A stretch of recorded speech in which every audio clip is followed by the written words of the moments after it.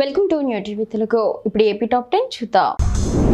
నాదెండ్ల మండలం గణపవరం రాజీవ్ గాంధీ కాలనీలో తెల్లవారుజామున పోలీసులు ఆకస్మికంగా కార్డన్ సెర్చ్ నిర్వహించారు.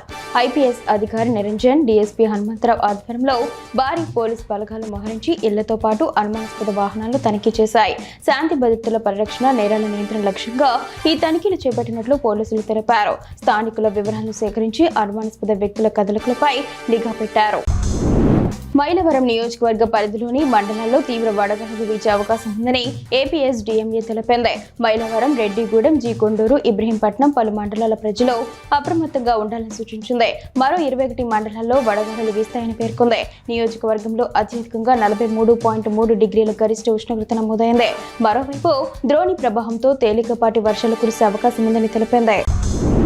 ముఖ్యమంత్రి చంద్రబాబు నాయుడు 3వ బిడ్డకు 30,000 రూపాయలు, 4వ బిడ్డకు 40,000 రూపాయలు, 5వ బిడ్డకు 50,000 రూపాయలు ఇస్తారంటున్నారని, అయితే ఈ మొత్తం కాన్పు ఖర్చులకే సరిపోదని మాజీ ఎమ్మెల్యే రాజమల్లి శివప్రసాద్ రెడ్డి పొరుదుటూరులో అన్నారు. పిల్లల భవిష్యత్తు ఏమిటని ప్రశ్నిస్తూ ప్రతి బిడ్డకు 50 లక్షల రూపాయలు ఫిక్స్డ్ డిపాజిట్ చేయాలని ఆయన సూచించారు.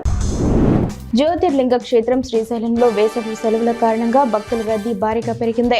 తెలుగు రాష్ట్రాలతో పాటు ఇతర ప్రాంతాల నుంచి యాత్రికులు అధిక సంఖ్యలో తరలివచ్చారు. ఈ రద్దీ నేపథ్యంలో దేవస్థానం శని, ఆది, సోమవారంలో ఆర్జిత అభిషేకాలు, కుంకుమార్చన సేవలు రద్దు చేసింది. అయితే ఆన్లైన్ టికెట్లు బుక్ చేసుకున్న వారికి స్పర్శ దర్శనం కల్పించారు. అరకు లోయలో విభిన్న వాతావరణ పరిస్థితులు కొనసాగుతున్నాయి. ఒకవైపు తీవ్రమైన ఎండలు, వడగాలులు ఉండగా మరోవైపు కొన్ని ప్రాంతాల్లో ఉరుములు, పిడుగులతో కూడిన వర్షాలు కురుస్తున్నాయి. మండల పరిసర ప్రాంతాలు మంచు దుప్పటి కప్పుకోవడంతో లోయ ప్రాంతం ఆహ్లాదకరంగా మారింది. వాతావరణంలో చోటు చేసుకుంటున్న ఈ ఆకస్మిక మార్పులతో స్థానికులు ఆశ్చర్యం వ్యక్తం చేస్తున్నారు. రాష్ట్ర హోంశాఖ మంత్రి అనిత కుటుంబ సమేతంగా తిరుమల శ్రీవారిని దర్శించుకున్నారు. ఆలయ అధికారులు స్వాగతం పలికి దర్శనం ఏర్పాట్లు చేశారు. దర్శనం అనంతరం వేద పండితులు వేద ఆశీర్వచనం అందించగా అధికారులు తీర్థప్రసాదాలు అందజేశారు. అనంతరం మీడియాతో మాట్లాడిన మంత్రి అనిత కేంద్ర ప్రభుత్వ సహకారంతో రాష్ట్రంలో అభివృద్ధి పనులు శరవేగంగా కొనసాగుతున్నాయని తెలిపారు.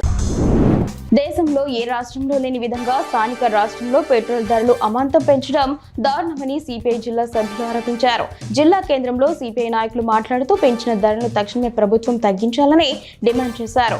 ఎన్నడూ లేని విధంగా, ఎక్కడా లేని విధంగా ఈ ధరలు పెంచడం సామాన్యులపై భారం మోపడం సరికాదని, దీని పట్ల ప్రభుత్వం తక్షణమే స్పందించి తగు చర్యలు తీసుకోవాలని వారు అన్నారు. పాతపట్నం పంచాయతీలో నూతనంగా ఏర్పాటు చేసిన ఆధునిక చెత్త నుండి సంపద కేంద్రాన్ని ఎమ్మెల్యే మామిడి గోవిందరావు ప్రారంభించారు. ఈ కేంద్రాల ద్వారా పంచాయతీలు అభివృద్ధి చెందుతాయని ప్రజలు సహకరించాలని ఆయన సూచించారు. ఈ కేంద్రాలను సద్వినియోగం చేసుకోవాలని ఆయన తెలిపారు. పెంచిన పెట్రోల్ ధరలను తగ్గించాలని డిమాండ్ చేస్తూ గజపతి నగరం మాజీ ఎమ్మెల్యే బొత్స అవ్వల నరసయ్య ఆధ్వర్యంలో విజయనగరం గజపతి నగరంలో వైసీపీ నిరసన ర్యాలీ చేపట్టింది. మాజీ సీఎం జగన్మోహన్ రెడ్డి ఆదేశాల మేరకు ఆర్టీసీ కాంప్లెక్స్ ఎదురుగా గల వైఎస్ఆర్ విగ్రహానికి పూలమాలలు వేసి తహసీల్దార్ కార్యాలయం వరకు ర్యాలీ నిర్వహించి వినతి పత్రం అందజేశారు. ఈ సందర్భంగా మాజీ ఎమ్మెల్యే అప్పల నరసయ్య నేతలు ఆటోను తాడుతో లాగుతూ వినూత్నంగా నిరసన తెలిపారు.